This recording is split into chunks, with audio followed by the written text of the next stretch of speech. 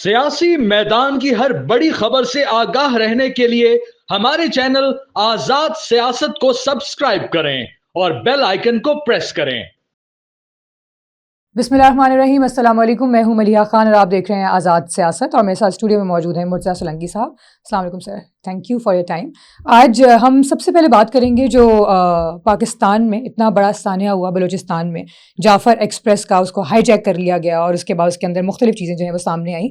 सो उस पर थोड़ा तफसीलन बात करेंगे मुर्तज़ा साहब से। And apart from that Imran Khan की ट्वीट सामने आई है उसके बाद, और PTI के काफ़ी वर्कर्स की भी कुछ बातें सामने आई हैं, DGI-SPR की कॉन्फ्रेंस भी आई उसके बाद। सो इन सब चीज़ों पे हम आज की कॉन्वर्सेशन में डिस्कस कर रहे होंगे। जी सर, सबसे पहले तो मुझे ये बताएं कि सानिया ऑब्वियसली जो हुआ ये मतलब है तो मुज़म्मत के काबिल ही, और इतने अरसे के बाद ऐसा हुआ। आपको लगता है कि ये एक कुछ भी सडन हुआ है, यानी प्लान्ड हो रहा होगा ना पहले से? ज़ाहिर है अचानक से तो कुछ नहीं हुआ। वो शायर कहता है कि वक्त करता है परवरिश बरसों, हादसा एकदम नहीं होता। तो पाकिस्तान में जो दहशतगर्दी है या ख़ुद बलूचिस्तान में जो दहशतगर्दी है वो कोई आज का वाक़या नहीं है। उसके बहुत सारे तारीख़ी पस मंज़र भी है, वजूहात भी हैं, लेकिन दहशतगर्दी बहरहाल दहशतगर्दी है। और ये दुरुस्त है कि ये जो वाक़या हुआ अपनी नौयत का हालिया तारीख़ में पहला वाक़या है। हमने ये तो देखा कि जो बलूच दहशतगर्द हैं वो मुख्तलिफ़ औक़ात में आपने देखा कि जो रेलगाड़ियाँ हैं उन पे फायरिंग के वाक़यात होते थे, पटड़ी को उड़ाने के वाक़यात होते थे। ज़्यादा वाक़यात हुए कि जी बस को रोका, बिल्कुल बिल्कुल, मैं ये और मुसाफिरों को उतारा और मारा और उनकी शनाख्त को देखा कि ये कौन है। और ख़ास तौर पर अगर आपका ताल्लुक़ पंजाब से है तो आपको उन्होंने कत्ल किया। ज़्यादातर जो लोग कत्ल हुए या शहीद हुए वो वही थे जो गरीब लोग थे, मज़दूर लोग थे। ये जो वाक़या है, रेलगाड़ी को एक जगह रोकना, फिर उस पर कब्ज़ा करना, फिर लोगों को यरगमाल बनाना, और ये कार्रवाई आप देखें कि तकरीबन 1.5 दिन चली है। बिल्कुल बिल्कुल ऐसा ये कल रात को जाकर ख़त्म हुई है कार्रवाई, और उसके नतीजे में जो DGI-SPR की जो गुफ्तगू थी TV चैनल पे, उस पर उन्होंने यही बताया कि 33 कुल दहशतगर्द थे जो तमाम के तमाम मारे गए।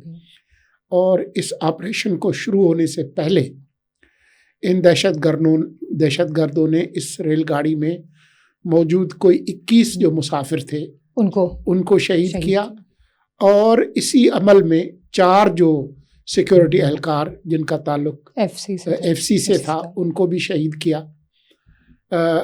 लेकिन जो सबसे ख़तरनाक जो मामला था वो ये था कि जो मुसाफिर थे,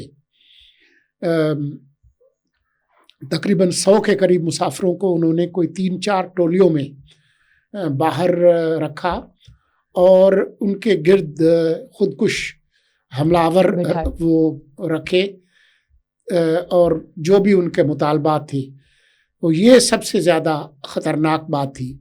और इस ऑपरेशन में आपने देखा कि जिस तरीके से पहले उन्होंने उन खुदकुश जो हमला बमबार थे, जो उन यरगमालियों के साथ बैठे थे, उनको पहले उनको निशाना बनाया ताकि किसी तरह से ऐसा ना हो कि वो हटें और उसके नतीजे में बड़ा नुकसान हो। और फिर रेल की जो बोगीज़ हैं, डब्बे हैं, उनमें एक एक में जाकर उनको एक क्लियरिंग ऑपरेशन किया और उसको ख़त्म किया। लेकिन इसमें जो अफसोसनाक जो बात है वो ये है कि हमें ये पता नहीं चला कि ये प्लान कब बना और किस तरीके से इन्होंने ये प्लान किया। लेकिन जो हक़ाइक़ सामने आए वो ये थे कि ये जो दहशतगर्द थे ये मुसलसल ہدایات لے رہے تھے اور معلومات دے رہے تھے اپنے ہینڈلرز کو، اور وہ جو کمیونیکیشن استعمال کر رہے تھے وہ سیٹلائٹ فون تھے، بالکل وہ عام فون نہیں تھے جی. تو اس کی وجہ سے حالانکہ ان کی جو کمیونیکیشن ہے وہ انٹرسیپٹ تو ہوئی اور پتہ چلا کہ جی کیا بات کر رہے تھے، لیکن وہ ان کے جو ہینڈلرز تھے وہ افغانستان میں تھے. ایک اطلاع کے مطابق کچھ مزار شریف جو ہے شمالی افغانستان میں وہاں پر تھے. تو یہ ایک بار پھر اس بات کا ثبوت ہے جو پہلے بھی ہم اپنی پروگرامز میں گفتگو کرتے رہے ہیں کہ 15 اگست 2021 کو جب سے افغان طالبان آئے ہیں انہوں نے پہلے تو دہشت گرد جو جیلوں میں تھے ان سب کو چھوڑا، اور اس وقت افغانستان جو ہے وہ آماج گاہ ہے مختلف طرح کے دہشت گرد گروہ کا، جس میں یہ جو بلوچ دہشت گرد ہیں ان کی ٹریننگز، ان کے لیڈرز وہ بھی وہاں پر موجود ہیں. جو کامیابی ہے وہ یہ ہے کہ جی آپ نے دہشت گردوں کو ختم کیا، اور بڑا جو نقصان ہے وہ نہیں، بہت بڑے دنیا کے اندر بہت سارے واقعات ہوئے ہیں اس طرح کے، خود ریل گاڑیوں کو اغوا کرنے کے، اسٹیڈیمز میں، تھیٹرز میں جا کر، اور اس میں بہت نقصانات ہوئے. بالکل.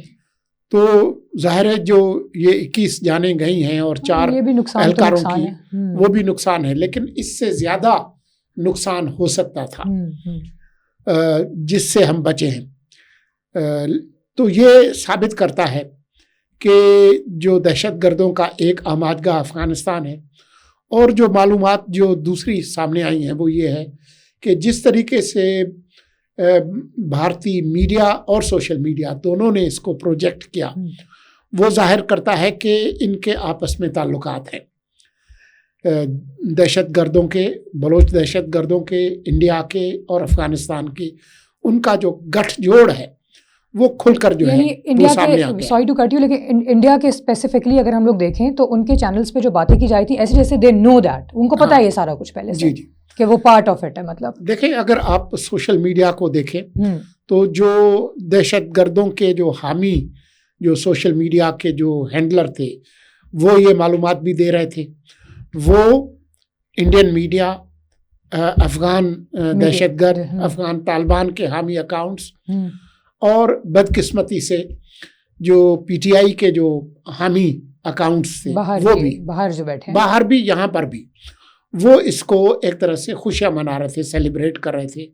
اور پی ٹی آئی نے یہ بیانیہ بنانے کی کوشش کی کہ کیونکہ جو انٹیلیجنس کے اور سیکورٹی کے ادارے، ان کی ساری توجہ ہم لوگوں پر ہے، اس وجہ سے یہ واقعہ ہوا، جو حقائق کے بالکل منافی ہے. دہشت گردی کے واقعات جب عمران خان کی حکومت تھی اس وقت بھی ہوتے تھے، بلوچستان کے اندر ہوتے تھے. بلکہ آپ کو یاد ہو کہ ایک بہت بڑا دہشت گردی کا واقعہ ہوا تھا کوئٹہ میں، جس میں جو ہزارہ کمیونٹی ہے ان کے زیادہ لوگ جو ہے وہ شہید کیے گئے تھے. تو وہ اپنی لاشیں لے کر وہاں بیٹھے ہوئے تھے، بالکل، اور وہ مطالبہ ان کا صرف یہ تھا کہ وزیر اعظم عمران خان آئیں اور وہ آ کر ان کو تسلی دیں اور یقین دہانی کرائیں کہ جی اس طرح کے واقعات نہیں ہوں گے. تو خان صاحب نے وہاں جانے سے انکار کر دیا تھا. انہوں نے کہا تھا کہ یہ مجھے بلیک میل کرنا چاہتے ہیں، آپ پہلے ان لوگوں کو دفن کریں پھر میں آ جاؤں گا، آپ مجھے بلیک میل نہیں کر سکتے. وہ کافی عرصے تک ایسے ہی بیٹھے رہے تھے، کافی عرصے تک، اور وہ شدید سردی تھی اس میں وہ بیٹھے ہوئے تھے. ایسے ہے. تو یہ کہنا کہ جی وہ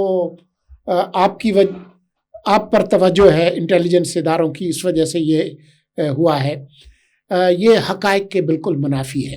ٹویٹ میں عمران خان نے یہ کہا ہے کہ ہمارے پر تو ہے ہی ہے لیکن ملک چلانے پر ہے، اس وجہ سے یہ ہوا ہے. ملک مطلب یہ کہ اسٹیبلشمنٹ جو ہے وہ ملک کے اندر جو انٹرفیئرنس ہے نا ان کی، وہ ذرا زیادہ ہو گئی ہے، and that is the reason کہ یہ اس طرح کے واقعات ہو رہے ہیں. مطلب جو اپنا کام ہے ان کا، وہ بندہ کہہ رہا ہے جو کہتا تھا کہ نیب کو بھی کوئی اور چلاتا ہے، پارلیمان میں حاضری پوری کرنے کے لیے ایجنسیز کی مجھے مدد کی ضرورت ہوتی ہے، تمام جو ملک ہے وہ چلا رہے ہیں اور میں کسی چیز کا ذمہ دار نہیں ہوں. یہ وہی صاحب بتا رہے ہیں جن کے بارے میں ان کی پارٹی کے موجودہ صدر پرویز الہی، وہ ابھی بھی صدر ہیں پی ٹی آئی کے، ان کو ہٹایا نہیں ہے. اس نے انٹرویو میں کہا تھا کہ ان کی تو جو نیپیاں ہیں وہ بھی کوئی اور تبدیل کرتا تھا، یہ تو انہوں نے اپنے پاؤں پہ تو چلنا سیکھا نہیں ہے. تو مجھے نہیں پتا کہ وہ کس منہ سے اس طرح کی بات کرتے ہیں کہ جی ان کے دور میں یہ ابھی کہتے ہیں کہ جی قاضی فائز عیسیٰ پہ جو ریفرنس تھا وہ بھی ایجنسیوں نے بنوایا. وزیر اعظم عمران خان تھے. جو رانا ثناء اللہ پہ جھوٹا جو مقدمہ ہیروئن کا 15 کلو کا، وہ بھی وہ کہتے ہیں کہ جی وہ تو ہم نہیں تھے. تو جب آپ حکمران تھے، حکومت کوئی اور چلا رہا تھا، اور اب جو ہے وہ آپ اس طرح کی باتیں کرتے ہیں. تو مطلب بندوں کو کچھ سوچنا چاہیے نا. یا تو لوگ اتنے بیوقوف ہیں کہ ان کو آپ کے ریکارڈ کا نہیں پتا. بالکل ایسے ہی. مرزا صاحب، اس کے علاوہ جو عمران خان کی ٹویٹ آئی ہے، بڑی حیرت کی بات ہے، وہ یہ کہ رات 12 بجے ٹویٹ کیا گیا. کس نے کیا ہے اور 12 بجے کیسے ٹویٹ ہو سکتا ہے؟ یہ اب بات سب لوگوں کو پتا ہے کہ جو پی ٹی آئی کا جو سوشل میڈیا ہے، جو پی ٹی آئی آفیشل، جس نے بھی بہت ہی غیر ذمہ دار قسم کی پوسٹ لگائی ہیں پچھلے 2-2.5 دنوں میں، اور خود خان صاحب کی، وہ سب امریکہ سے آپریٹ ہوتی ہیں. جبران الیاس اور دوسرے لوگ. لیکن ان سے کوارڈینیٹ تو ہوتا ہوگا نا؟ وہ کوارڈینیشن ضرور ہوتی ہے. جب بھی ان کی ملاقاتیں ہوتی ہیں تو وہ کوئی لائن دے دیتے ہیں کہ آپ یہ کر دیں، لیکن جو اس کی پوری جو مشینری ہے وہ ملک سے باہر ہے، تو وہ وہاں سے وہ کرتے ہیں. اب کسی مرحلے پر میرے خیال میں حکومت پاکستان کو چاہیے کہ یہ جو سوشل میڈیا کمپنیز ہیں، ایکس ہے، ان سے کہیں کہ جی وہ لوگ جو کہ جن کو سزا ہو چکی ہے کرپشن کے اور دوسرے مقدمات میں، اور وہ ہمارے ملک کے اندر فساد پھیلانے کی کوشش کر رہے ہیں، اور وہ لوگ جیل میں ہیں، تو وہ جو جیل میں جو لوگ ہیں وہ کوئی ٹویٹ نہیں کر سکتے، تو ان کی جگہ کوئی دوسرے لوگ کر رہے ہیں، تو آپ ان کو معطل کریں. مجھے نہیں پتا کہ اس کا کیا نتیجہ نکلے گا، لیکن ان کو کوشش ضرور کرنی چاہیے. جیسے ابھی آپ نے ذکر کیا نا کہ بہت سے سوشل میڈیا اکاؤنٹس نے بھی اس چیز کی حمایت کی، بڑا خوش ہوتے دکھائی دیے. خوش ہوئے نہیں ہوئے، کیونکہ ظاہر ہے ثانیہ تو ایسا تھا کہ خوش ہونے والا نہیں تھا، ظاہر سی بات ہے ہر کسی کے لیے. لیکن آپ کو لگتا ہے ان کے خلاف بھی کوئی کارروائی ہونی چاہیے ہے یا ہوگی؟ میرے خیال میں جو لوگ ملک کے اندر ہیں ان کے خلاف تو ہوگی، اور ہو بھی رہی ہے. ابھی جو پی ٹی آئی کے لیڈرز کو جو بلایا تھا جے آئی ٹی نے، وہ اسی حوالے سے بلایا تھا. اس میں ان کے کافی لوگ ہیں جن کو بلایا تھا.